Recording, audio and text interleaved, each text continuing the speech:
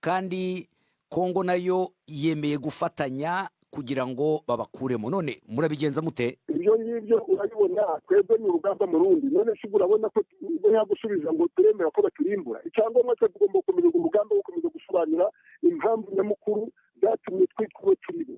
naho ibyo byo kuba ngo turabigenza dute, n'ubundi ntabwo aribwo bwa mbere byavuga ngo kurandura FDL, kuko niyo ndirimbo y'u Rwanda. iyo iteka iyo babavuze ko baduhungabanya umutekano mu karere bahita bazanamo FDL. icyo nicyo tugomba gukomeza guharanira nyine, gusobanura ukuri aho guherereye. Ariko uko kuri nyine bagaragaza ibimenyetso, bagaragaza ibitera umugaba, bagaragaza umubare wanyu ko ukomeza kwiyongera, kandi n'umuryango w'abibumbye iyo ukoze ibyegeranyo nawe urabivuga. icyo rero nicyo tugomba nyine gukomeza natwe kwerekana ko ntaho ukuri gushingiye ko kuvuga ngo kuba duhungabanya umutekano w'u Rwanda. twebwe icyo dusaba ni buriya buryo tuvuga bwo kuganira na leta ya Kigali nayo byo guhungabanya umutekano byose byazwi, ukuri kurahari rwose kuragaragara kandi ni inkuru ishaje. Kirengoma Siriake Muhawe nayo ari Nairobi muri Kenya. Mvuganye nawe mu kanya mbanza kumubaza uko iyo myigaragambyo yagenze.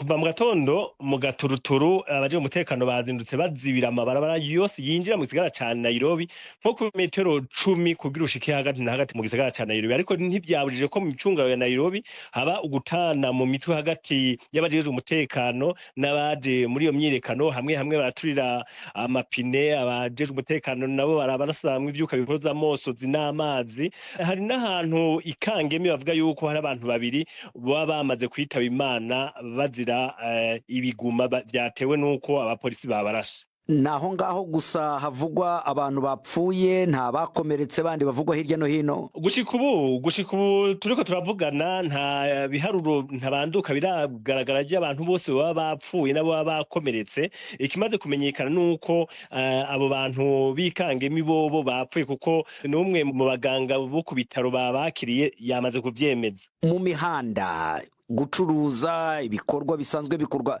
byose, kuko namwe ubwanyu ntabwo mwashoboye kujya ku kazi Siriake, bimeze bite ngubu? Naje tuvugana ndi mu nzu, sinashoboye kuja ku kazi. Hagati na hagati no mu gisagara ca Nairobi nta muntu n'umwe yarari kure guhonyorayo. Mbere n'amabarabara aja mu bibanza bikomakomeye, aho umuntu ntiyovuga ku kirimba kwa prezida canke hakorera kubiriwe canke mbere no ku nama nshinga mateka, nta hantu na hamwe hatari hazibiye. Kimwe nkuko nari nabikubwiye, no mu yandi mabarabara yinjira mu gisagara ca Nairobi, aho umuntu akaba yo kubwira yuko nk'abantu usanga bazinduka ku gitoro ca kare baja mu buzi, canke nk'abantu usanga bafata zijya modoka zigira ingendo ndende zigenda ijoro. Izo modoka zose zuganiwe nko ku birometero 10 kugira ngo ushike mu gisagara ca Nairobi hagati. Hanyuma se ko ubundi twari tuzi ko iyi myigaragambyo yari maze iminsi bayategurwaga n'urya murwi wa Gen Z, iyi ngiyo yateguwe nande?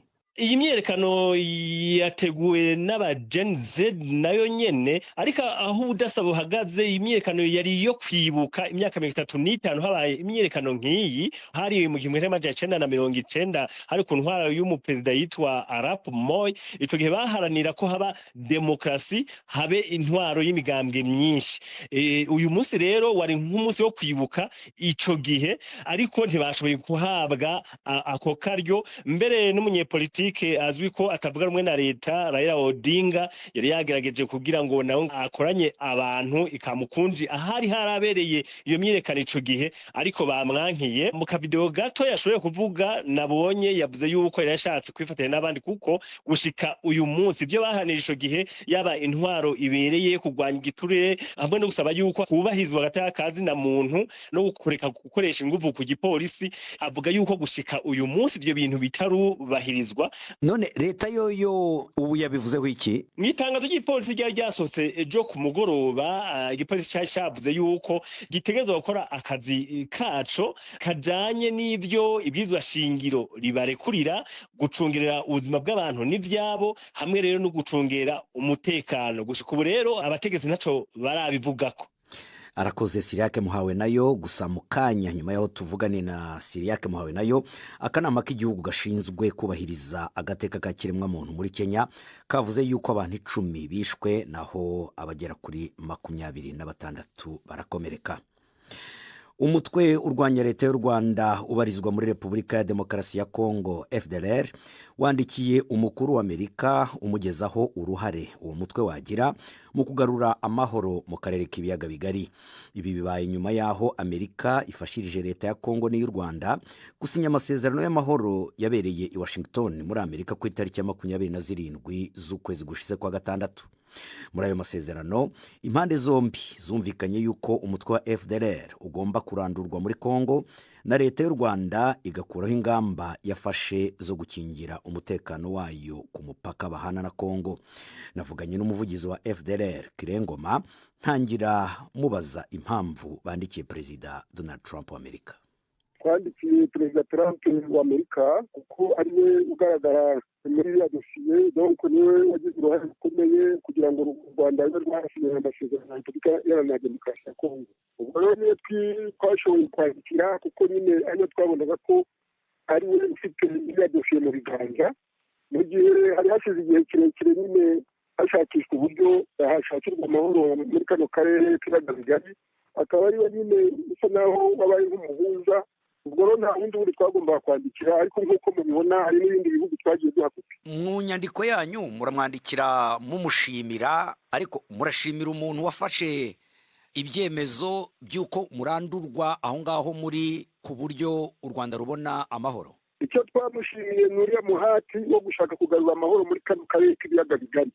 Urabibona ko inyandiko yacu irasobanutse, donc ubwo twamushimiye urwo ruhare afite mu gushaka kuba kano karere kagira amahoro n'umutekano, ari nabyo natwe dukomeza kwishyuza buri gihe. Ntabwo rero twamushimiye mu kurandura FDLR kuko urabona ibaruwa yacu yasobanutse, ahubwo hari ibyo dusaba ko natwe badufasha kugira ngo rwose no mu Rwanda mu karere k'ibiyaga bigari natwe tube twabona ubwo bwisanzure. Turabisaba ahubwo ko badufasha natwe hagati yacu n'u Rwanda hakaba hari ibyo biganiro bisesuye. Ariko ibyo biganiro urimo uravuga byo leta y'u Rwanda yarabyanze, kandi none no mu masezerano nta birimo yuko mushobora kuganira nabo, ahubwo ibirimo nuko bagiye gushyiraho akanama gafatanyije leta ya Kongo na leta y'u Rwanda ndetse n'abahuza kugira ngo babakure aho ngaho vuba vuba kugira ngo u Rwanda rubone amahoro, rubone umutekano. Nyine urabibona ni urugamba mu rundi, none se nyine si byo dusa naho twerekana ko ibyo bitazanye amahoro muri kano karere, ko icyazana amahoro ahubwo ari uko natwe tugomba kwicarana byanga byakunda na Kigali. Naho ubundi ibyo byo kuturangiraho nta na rimwe bitigeze biteganwa, ariko nta byigeze biba igisubizo nyacyo. Ubwo ni ukuvuga ibi bemeranyije mwe ntimubyemera? Twemera iyo nzira yo kugarura amahoro, ariko ibyo kuvuga ngo amahoro ngo yaboneka ari uko FDLR bazirangire, ibyo ntabwo tubyemera. Ariko iyo niyo nzira bavuga y'amahoro, kuko baravuga ko mwebwe murahungabanya umutekano mu Rwanda, muragenda mukagabayo ibitero. Ejo bundi umuvugizi w'igisirikare cy'u Rwanda yavuze yuko noneho mumaze kugera hagati y'ibihumbi 7 n'ibihumbi 10. Niyo mpamvu bagomba kubacubya bakabarandura kugira ngo u Rwanda rugire umutekano, narwo biriya barusabye mu masezerano rukureho izo ngamba rwari rwarafashe zikingira umutekano ubusugire bw'igihugu cyabo. Bose twabisobanuye kuva kera, uyo ni protection u Rwanda rwitwaza. Ibyo aribyo byose nubwo basa naho babyanditse muri ayo masezerano, ariko ntabwo ari ukuri. Donc ibyo kwitwaza FDLR twakomeje kubisobanura, ni nabyo deja twanagaragaje muri iyo baruwa. Nubwo uvuga ngo n'urwitwazo, ariko Kongo nayo yarabyemeye, kandi Kongo nayo yemeye gufatanya kugira ngo babakuremo. None murabigenza mute? Ibyo ngibyo urabibona, twebwe ni urugamba mu rundi. None se urabona ko nta gusubiza ngo turemera ko baturimbura. Icyangombwa cyo tugomba gukomeza urugamba, gukomeza gusobanura impamvu nyamukuru zatumye twitwa turibo. Naho ibyo kuvuga ngo turigenza dute, n'ubundi ntabwo ari bwo bwa mbere byavuga ngo kurandura FDLR, kuko niyo ndirimbo y'u Rwanda. Iyo iteka iyo bavuze ko baguhungabanya umutekano mu karere bahita bazanamo FDLR. Icyo nicyo tugomba gukomeza guharanira, nyine gusobanura ukuri aho guherereye. Ariko uko kuri nyine bagaragaza ibimenyetso, bagaragaza ibitera umugaba, bagaragaza umubare wanyu ko ukomeza kwiyongera, kandi n'umuryango w'abibumbye iyo ukoze ibyegeranyo nawe urabivuga. Icyo rero nicyo tugomba nyine gukomeza natwe kwerekana ko ntaho kuri gushingiye ko kuvuga ngo kuba duhungabanya umutekano w'u Rwanda. Twebwe icyo dusaba niba uriya buryo tuvuga bwo kuganira na leta ya Kigali nayo byo guhungabanya umutekano byose byazwi, ukuri kurahari rwose kuragaragara kandi ni ubushaje. Kirengoma umuvugizi wa FDLR atugejeje ku isaha ya saa 11:46 hano i Londres mu Bwongereza, ni ukuvuga saa 12:46 mu Rwanda no mu Burundi. Mukomeje kumva BBC Gahuza Miryango. Mu kanya turajya ku munsi wahariwe igiswahili.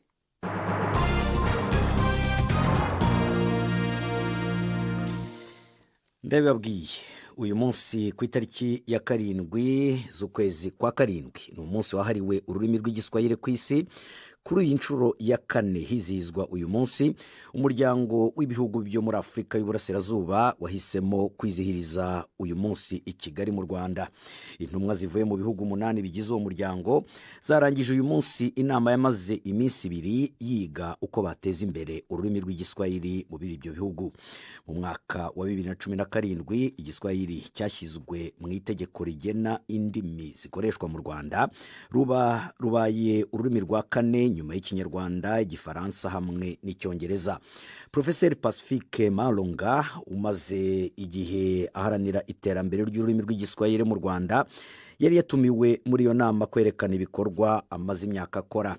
Navuganye nawe abanza kumbwira ibikuru bikuru byakorewe muri iyo nama.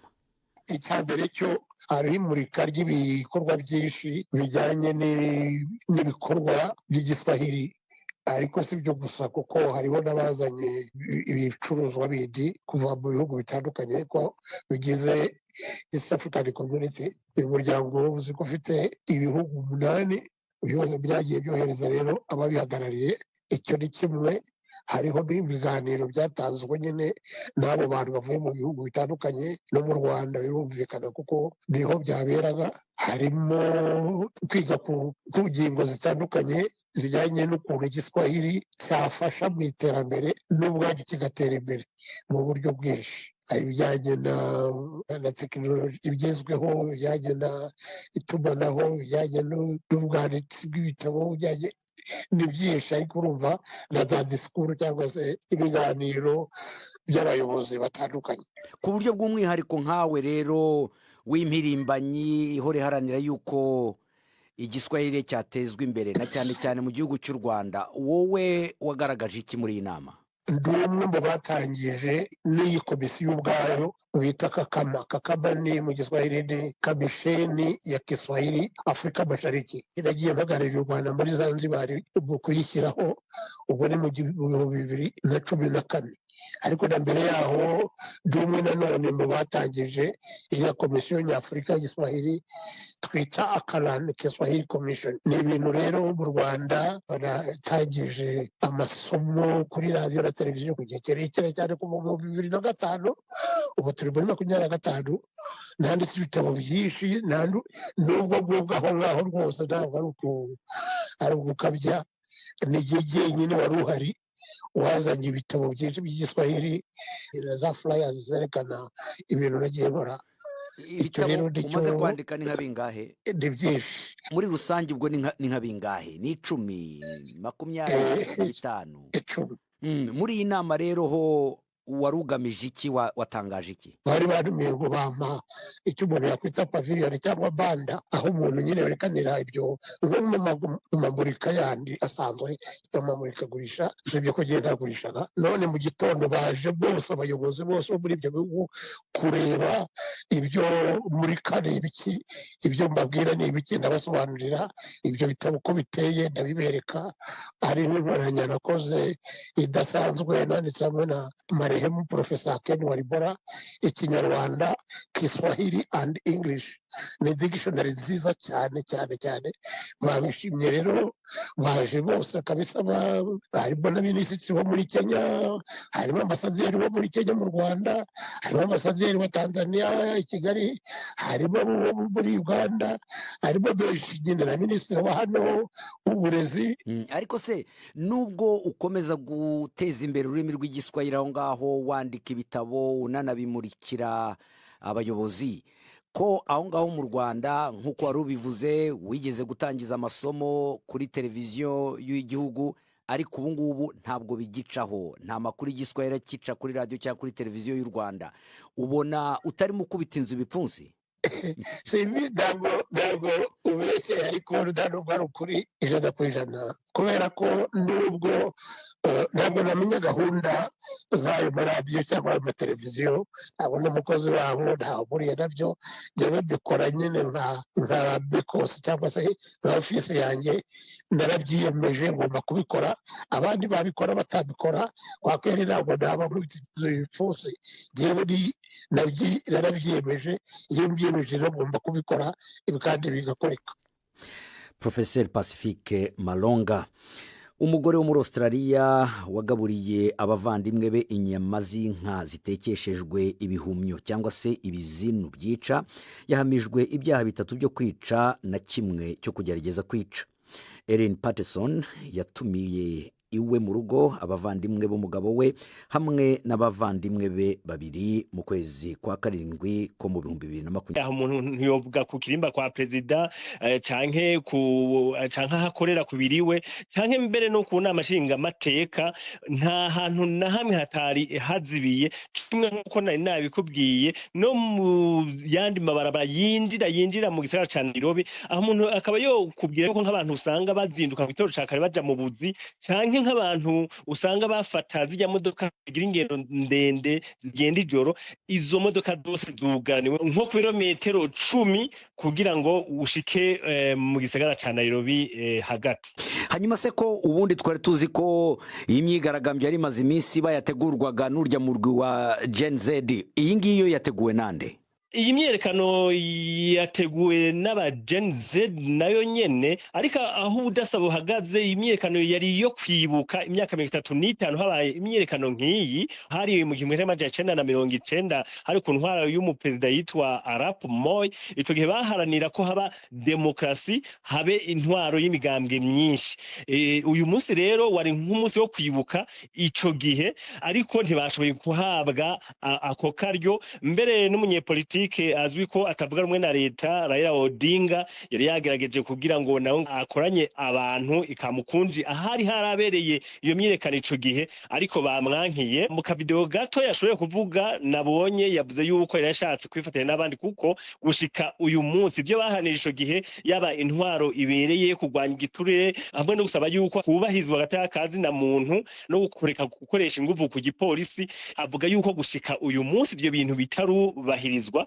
None leta yoyo ubu yabivuzeho iki? Mwitangazo ry'ipolisi ryari ryasotse ejo ku mugoroba, igipolisi cyavuze yuko gitegerezwa gukora akazi kaco kajanye n'ivyo ibwizwa shingiro ribarekurira, gucungerera ubuzima bw'abantu n'ivyabo, hamwe rero no gucungera umutekano. Gushika ubu rero abategetsi naco barabivugako. Arakoze Siriake Muhawe nayo. Gusa mu kanya nyuma yaho tuvugane na Siriake Muhawe nayo, akanama k'igihugu gashinzwe kubahiriza agateka ka kiremwa muntu muri Kenya kavuze yuko abantu 10 bishwe naho abagera kuri 26 barakomereka. Umutwe urwanya leta y'u Rwanda ubarizwa muri Repubulika ya Demokarasi ya Kongo FDLR wandikiye umukuru wa Amerika umugezaho uruhare uwo mutwe wagira mu kugarura amahoro mu karere k'ibiyaga bigari. Ibi bibaye nyuma yaho Amerika ifashirije leta ya Kongo n'iy'u Rwanda gusinya amasezerano y'amahoro yabereye i Washington muri Amerika ku itariki ya 27 z'ukwezi gushize kwa 6. Muri ayo masezerano impande zombi zumvikanye yuko umutwe wa FDLR ugomba kurandurwa muri Kongo na leta y'u Rwanda igakuraho ingamba yafashe zo gukingira umutekano wayo ku mupaka bahana na Kongo. Navuganye n'umuvugizi wa FDLR Kirengoma ntangira mubaza impamvu bandikiye Perezida Donald Trump wa Amerika. Twandikiye Perezida Trump wa Amerika kuko ariwe ugaragara muri ya dosiye, donc niwe wagize uruhare rukomeye kugira ngo u Rwanda rwasinyanye amasezerano na Repubulika Iharanira Demokarasi ya Kongo. Ubwo rero niyo twashoboye kwandikira kuko nyine ariyo twabonaga ko ariwe ufite ya dosiye mu biganza, mu gihe hari hashize igihe kirekire nyine hashakishwa uburyo hashakirwa amahoro muri kano karere k'ibiyaga bigari, akaba ariwe nyine bisa naho wabaye nk'umuhuza.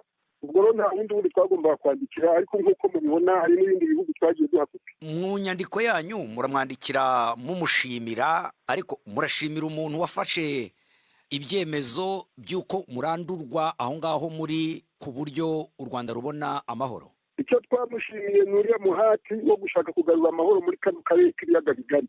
baribona ko inyandiko yacu irasobanutse donc ubwo twamushimiye urwo ruhare afite mu gushaka kuba na kano karere kagira amahoro n'umutekano ari nabyo natwe dukomeza kwishyuza buri gihe. Ntabwo rero twamushimiye mu kurandura FDLR kuko urabona ibaruwa yacu yasobanutse, ahubwo hari ibyo tudusaba ko natwe badufasha kugira ngo rwose no mu Rwanda mu karere tubaga bigari natwe tube twabona